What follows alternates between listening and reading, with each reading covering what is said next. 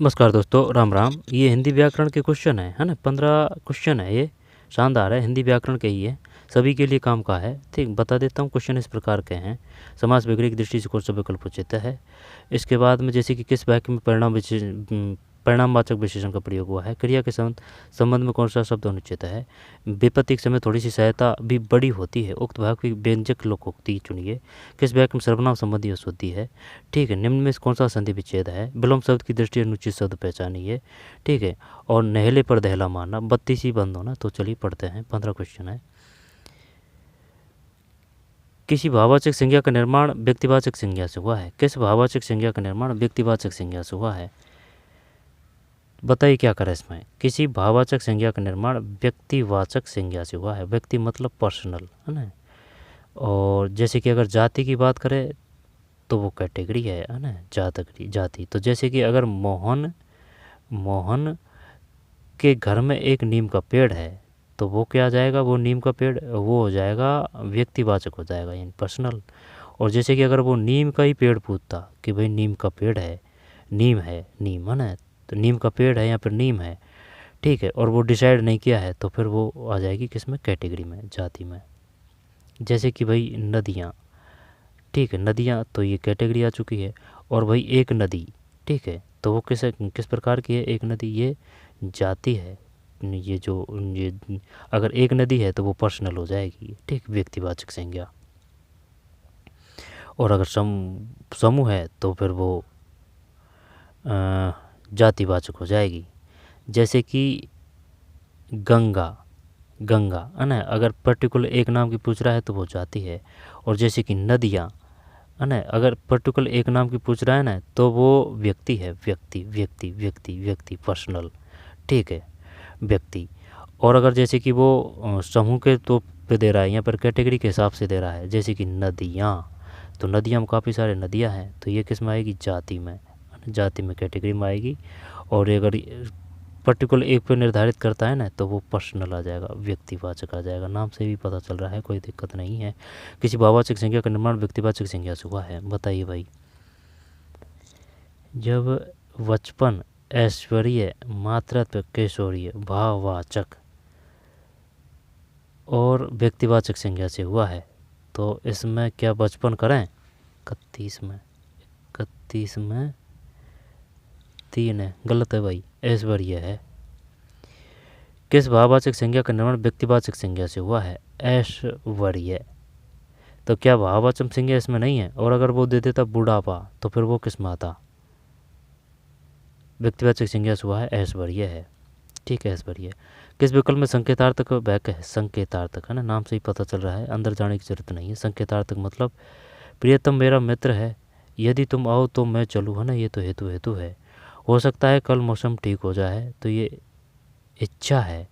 राजेश अपना कमरा साफ करो, ये तो आदेश दिया जा रहा है। हो सकता है ना, तो ये हो सकता है, संकेत है ये। जैसे कि अपना कर रहे हैं कि भाई ये सही हो सकता है, तो ये संकेतार्थ है। यदि तुम आओ तो मैं चलूँ, तो ये तो हेतु है। फिर तुम मेरे, ये 3 करते हैं, 32 संकेतार्थक वाक्य है। 2 है भाई इसमें, तो आंसर की में 2 है। यदि तुम आओ तो मैं आऊँ, इसको तो हेतु बोलते हैं। जैसे कि यहाँ पढ़ोगे तो पास होंगे। ठीक है, आगे चलते हैं। प्रत्येक की दृष्टि से किस शब्द की रचना अनुचित। आंसर इसमें 2 मान रखा है आंसर की में। प्रत्येक की दृष्टि से किस शब्द की रचना अनुचित है। तो मुरेला सही है, कटीला सही है, ससुराल विलीन अनुचित है। बताइए क्या करें इसमें। कटीला तो सही है, मुरेला और विलीन, ससुराल 33 में 3 है भाई, अनुचित है, ये गलत है। मुरेला, कटीला, ससुराल। दोबारा से देखते हैं, ये गलत है इसमें। मुरेला, कटीला। जैसे कि अगर बोल के भी देखें ना तो पता चल जाएगा। और यहाँ पर मूल शब्द अलग करेंगे ना तो भी पता चल जाए। मुरेला, एला। ठीक, कटीला ना, ईला। ठीक, चक्रवश मात्रा को पढ़ सकता है, जैसे कि ईला दे सकता है वो, यहाँ पर सिर्फ ईला दे सकता है। ससुराल ससुराल, है ना, आल है। समास वगैरह की दृष्टि से कौन सा विकल्प उचित है? कौन सा विकल्प उचित है समास वगैरह की दृष्टि से? तो एक सही बताना है। हाथकरघा, हाथों से चलने वाला करघा। भुजंग, भूमि में जन्म लेने वाला। देशभक्ति, देश के द्वारा भक्ति। पशु बलि, पशु के लिए बलि, पशु बलि। हाथों से चलने वाला हाथकरघा, ये सही लग रहा है भाई 34 में, ये तो सही मान लिया इसने। ठीक, हाथकरघा, हाथों से चलने वाला करघा। तो ये जैसे कि हाथों से आ रहा है ना, तो कर्ता ने कर्म को करण से, तो करण कारक है इसमें, है ना, करण यानी कि तत्पुरुष समास है। हथकरघा, हाथों से चलने वाला करघा। हथकरघा, कर्ता ने कर्म को करण से। ठीक है, 34 के बाद में 35। निम्न में से कौन सा शब्द अनुपसर्ग से निर्मित नहीं है? अनु, अनु, तो अनु है ना, तो जैसे कि प्रत्यय, उपसर्ग और संधि में सीधा सट्टी यही है। जैसे कि जो ये प्लस का शब्द है ना, तो उसमें लास्ट में जो ध्वनि उत्पन्न होती है उन पर ध्यान देना है। ठीक है, और लास्ट की जो ध्वनि उत्पन्न उस पर ध्यान देना है। मूल शब्द निकाल दें सही तरीके से, ढंग से अलग कर दें तो और भी अच्छी बात है। ठीक है, और जो बाकी को जो शब्द बचे उसका भी अर्थ सही होना चाहिए। मूल शब्द, समास, ये समास, प्रत्यय, उपसर्ग है। ठीक है, यहाँ पर किसी प्रकार से सिस्टम नहीं बैठे तो बोल बोल के देखिए। निम्न कौन सा शब्द अनुपसर्ग से निर्मित नहीं है? अनु, अनु, अनु, अनु निर्मित नहीं है। तो फिर अनुदित, अनुपातिक, अनुदान, अनुदात, अनुदात, अनुरंजक, अनुरंजक। तो अनुदित अनुपसर्ग से निर्मित नहीं है। क्या करे अब इसमें? जब अनु ये इसमें आ रहा है शायद अनुपातिक, अनुपातिक, अनुदित, अनुदात, अनुरंजक, अनुदित, अनुदित, अनुदात, अनुदात, अनु, अनु, अनुपातिक, आनुपातिक, अनुदित, अनुरंजक, अनुदात। क्या एक कर दें क्या इसमें? 35 ले डूबा ना, अनुदात है भाई इसमें। कौन सा शब्द अनुपसर्ग से निर्मित नहीं है? अनुदात है। अब इसमें है ना चक्कर ये पड़ रहा है, जैसे कि अगर इसका आप मूल शब्द करेंगे ना तो फिर है ना, तब ये जैसे कि ये उपसर्ग है ना अनु, तो ये अनु नहीं आके जैसे कि ये बड़ा होगा यहाँ, तो यहाँ पर है ना ये अन होगा इसमें, ये इसका अलग करेंगे ना तब अनुदात का। अनु, अनुदात, अनुदित, अनुरंजक, क्योंकि जो उपसर्ग होता है वो अलग होना चाहिए ना भाई मूल शब्द से। तो आनुपातिक सही है, अनुदित सही है, आनुपातिक, अनुदित, है ना, यू की मात्रा है। एक क्वेश्चन आया था मधुसब, मधुसब ये बड़ी मात्रा है, मधुसब गलत कर दिया था उसमें, है ना, मधुसब ये भी मात्रा दे रखी थी, मधु, बरवधु, तो ये बड़ी मात्रा है कि इसमें। अनुपसर्ग से निर्मित नहीं है, अनुदात नहीं है, आनुपातिक है, अनुदित है, अनुरंजक है। निम्न किस विकल्प का कथन गलत है? रे का उच्चारण स्थान मूर्धा है, मूर्धा। तो जैसे कि ये दांत है, ये दांत है, दांत के बाद में कौन सा आएगा? मूर्धा ही आएगी, मूर्धा। मूर्धा के बाद में कौन सी आएगी? ताड़ुआ आएगा, ताड़ुआ, ताड़ुआ, ताड़ुआ के बाद में फिर कंठ है। तो रे का उच्चारण स्थान मूर्धा है, रे, रे ऋषि वाला।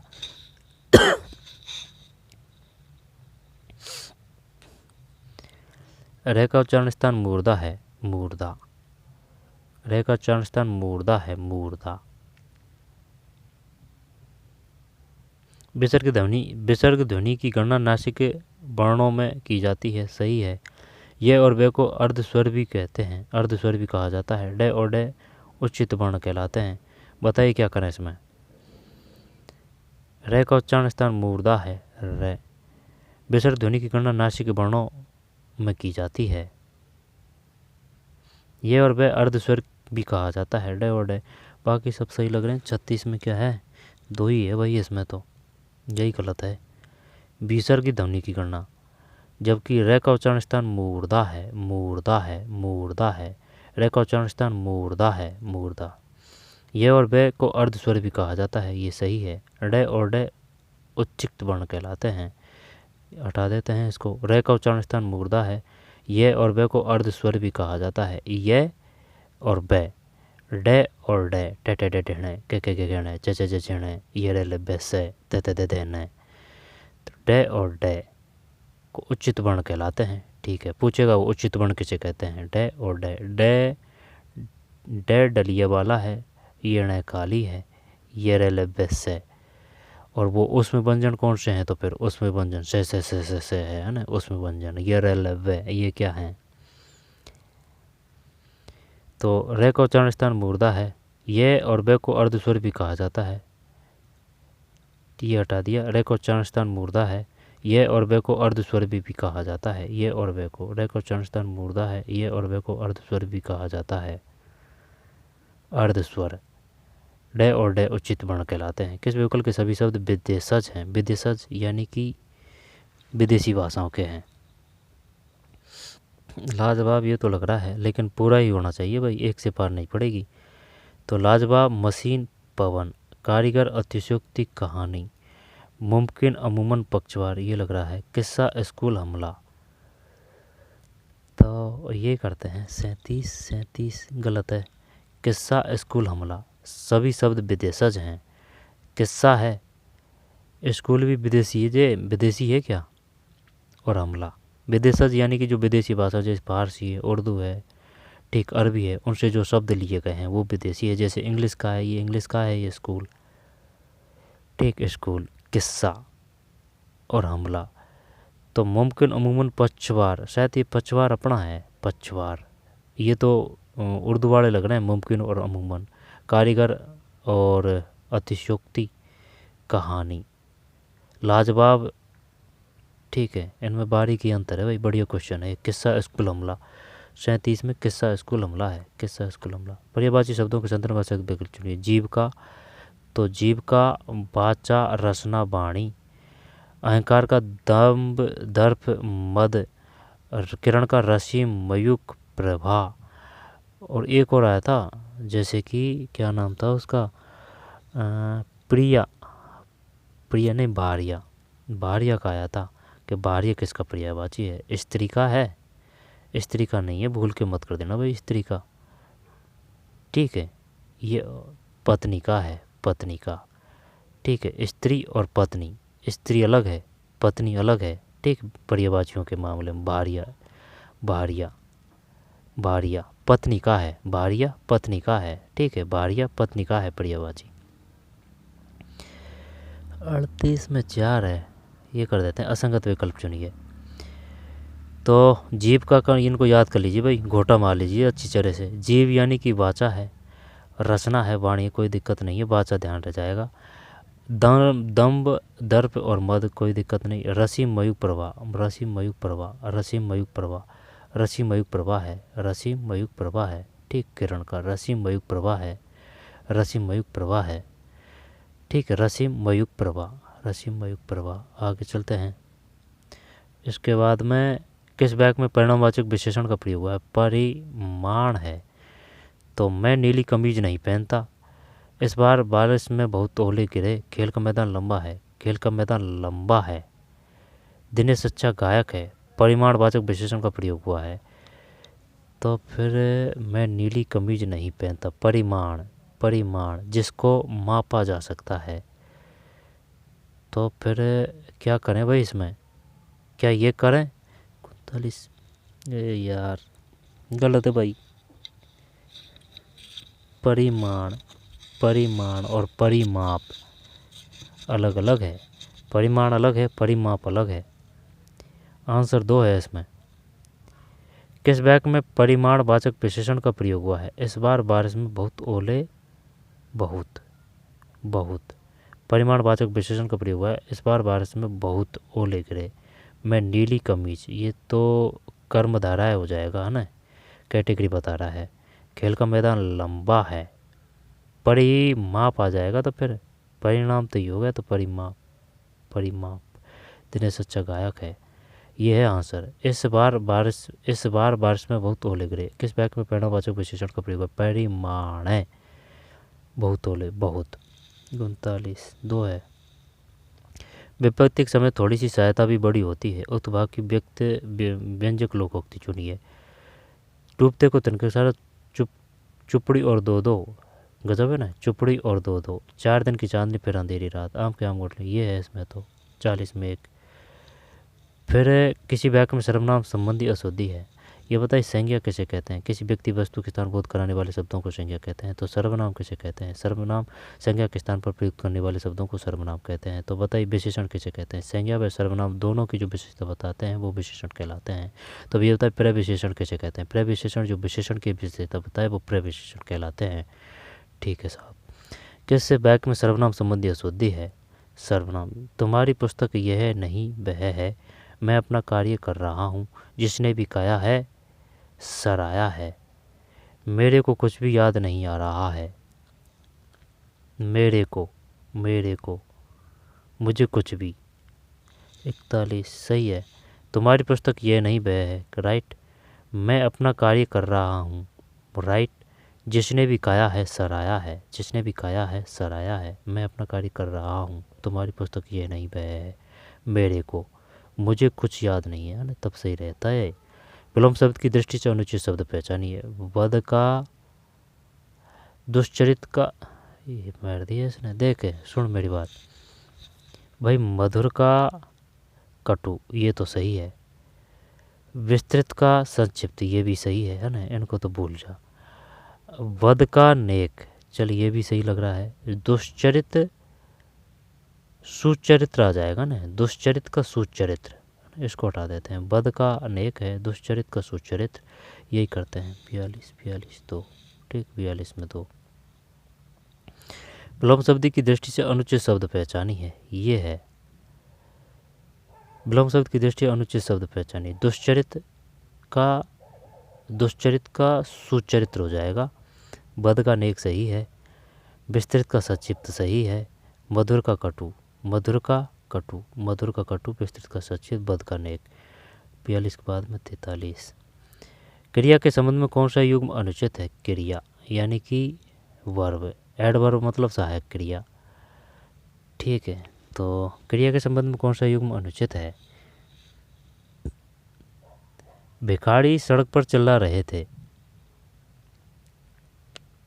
अकर्मक को क्या बोलेंगे? Passive voice. एक्टिव वॉइस को सकर्मक बोलते हैं, पैसिव वॉइस को अकर्मक बोलते हैं।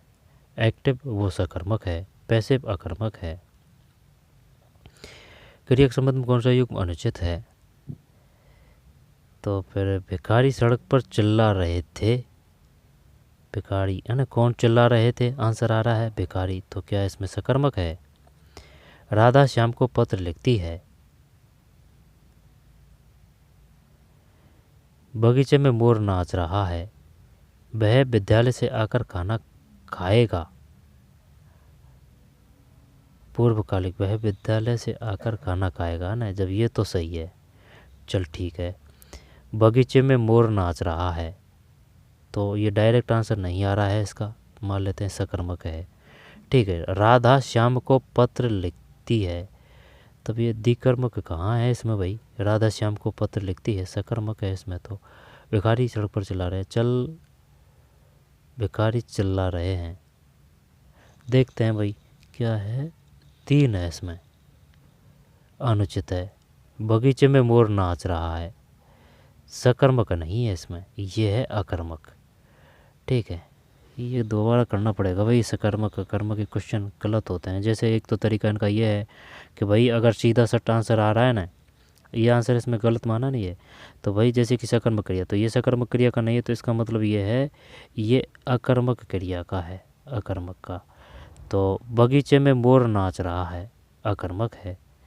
ठीक है, वो सीधा आंसर नहीं आ रहा है, तो वो तो जल्दीबाजी में कर दिया अपन ने। तो जैसे कि अगर आंसर आ रहा है, जैसे कि वही राधा श्याम को पत्र लिखती है, द्विकर्मक क्रिया है। भिखारी सड़क पर चिल्ला रहा है, अकर्मक क्रिया है। वह विद्यालय से आकर खाना खाया, ठीक है। लेकिन जैसे कि मोहन खाना खा रहा है, तो कौन खाना खा रहा है? मोहन। डायरेक्ट आंसर आ रहा है ना, तो सकर्मक। डायरेक्ट आंसर नहीं आ रहा है तो अकर्मक। ठीक है, और वैसे अगर वैसे भी देख सकते हैं कि सीधा सट्टा अगर आ रहा है कि भाई कर्म है तो उसमें सकर्मक है, कर्म नहीं है तो वो फिर अकर्मक है। 2-4 वो हैं ये, और भी बढ़िया बड़ा क्वेश्चन आता है। तो जैसे कि जो सकर्मक है ना, उसका जो बैक है वो छोटा रूप होगा उसमें, और जो अकर्मक है ना वो बड़ा होगा। ठीक है, लेकिन कभी कभी हो सकते हैं इस प्रकार से गलत, कभी कभी इस प्रकार से हो सकते हैं क्वेश्चन। और एक तरीका ये है कि भाई जैसे कि अगर ये सब नियम धरे के धरे रह जाते हैं तो फिर समझ पे आधार के कीजिए कि भाई कौन सा क्या एक्टिव हो रहा है उसमें। तो एक्टिव हो रहा है तो सकर्मक, एक्टिव नहीं हो रहा है तो अकर्मक है ना। ये 2 4 5 नियम है ये सकर्मक अकर्मक क्रिया करने के।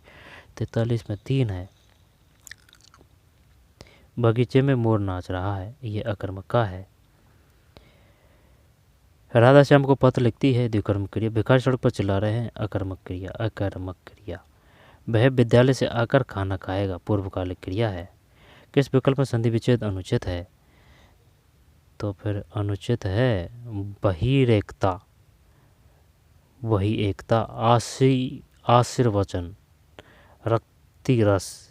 क्या करें भाई, इसमें नहीं पढ़ रही है प्यार। वही रेखता, वही रेखता, वही रेखता, वही एकता, आशीर्वचन, आशीर्वचन, आशीर्वचन, आशीर्वचन, रक्त रसी, रतिरंश, रतिरंश। ये तपस्या तो सही है, सही कोई देख पहले है ना। 44 3 है ना, जब ये तो सही है भाई, ये आंसर तपश्चर्या है ना। ये विसर्ग संधि का है तपश्चर्या, सब तपश्चर्या, ठीक है, विसर्ग संधि का। और जो व्यंजन संधि का है ना, हलंत आएगा यहाँ पर आधा अक्षर आएगा। और अगर गुण संधि की बात करेगा ना, या तो ऊ की ध्वनि आएगी, जैसे एक प्लस है ना इसके आसपास, या तो ऊ की ध्वनि आएगी या फिर ऊ की मात्रा आएगी या स्वयं ऊ आएगा, वो गुण संधि है। वृद्धि संधि की पहचान वो है ए, और ये मात्रा आएगी है ना, यानी मात्रा की वृद्धि मिलेगी। दीर्घ संधि है ना, दीर्घ संधि भाई, दीर्घ मतलब बड़ा होता है, तो बड़ी मात्रा आएगी, बड़ी मात्रा आएगी, जैसे कि इस प्रकार की बड़ी मात्रा आएगी, ठीक है, बड़ी मात्रा आएगी दीर्घ की। और अयादि मतलब दीर्घ की, ठीक, अयादि मतलब ए यह है। और स्वर संधि मतलब ए आ है ना, अयादि मतलब ए आएगा है ना, अयादि। यण मतलब ये आएगा, ठीक है। और क्या है, व्यंजन संधि है, ये हलंत आएगा, विसर्ग में ये आएगा, ठीक है। 44 में 3 है, रतिरंश, ये गलत है। वही रेखता, वही प्लस एकता, आशीर्वचन, आशी प्लस वचन, आशी प्लस वचन, वही रेखता। तो वही रेखता, वही प्लस एकता, आशीर्वचन, आशी प्लस वचन, तपस्या, तपस प्लस चर्या। इनमें से मुहावरे का अर्थ संगत नहीं है। नहले पर दहला मारना, करारा जवाब देना, बत्ती सी बंद होना, चुप हो जाना, सिर का पसीना पाँव पर आना, कठिन परिश्रम करना, थाली का बेगन होना, सर्वसुलभ होना, ये नहीं है सर्वसुलभ होना। तो बत्ती सी बंद होना, चुप हो जाना, करारा जवाब देना, नहले पर दहला मारना। 45 में 4 है भाई, 45 में 4 है, 4 का मतलब ये है, नहले पर दहला मारना, करारा जवाब देना, ठीक है, नहले पर दहला मारना, करारा जवाब देना है, ठीक है, क्लियर। फिर बत्ती सी बंद होना, चुप हो जाना है, नहले पर दहला मारना, बत्ती सी बंद होना, चुप हो जाना, सिर पर पसीना पाप तक आना, ठीक, सब सही है। ये वो है लुढ़कना है ना, थाली का बैंगन होना। अब होने को तो ये सही है, लेकिन ऐसे नहीं है, ये इस प्रकार से आएगा, यानी कि मौका परस्त होना, थाली का बैंगन होना, ठीक है, यानी जिस प्रकार अनुकूल स्थिति दिखी उधर ही हो गया वो। नहले पर दहले मारना, करारा जवाब देना, बत्ती सी बंद होना, चुप हो जाना है, बत्ती सी बंद होना, चुप हो जाना, नहले पर दहले मारना, करारा जवाब देना, सिर का पसीना पाँव तक आना। दोबारा से देखते हैं, ये तो हटा दिया, नहले पर दहला मारना, करारा जवाब देना, क्लियर, बत्ती सी बंद होना, चुप हो जाना, सिर का पसीना पाँव तक आना, कठिन परिश्रम करना, ठीक है। तो ये क्वेश्चन थे भाई 15, तो पढ़ें, बार बार पढ़ें, ठीक है। 15 क्वेश्चन थे हिंदी व्याकरण के।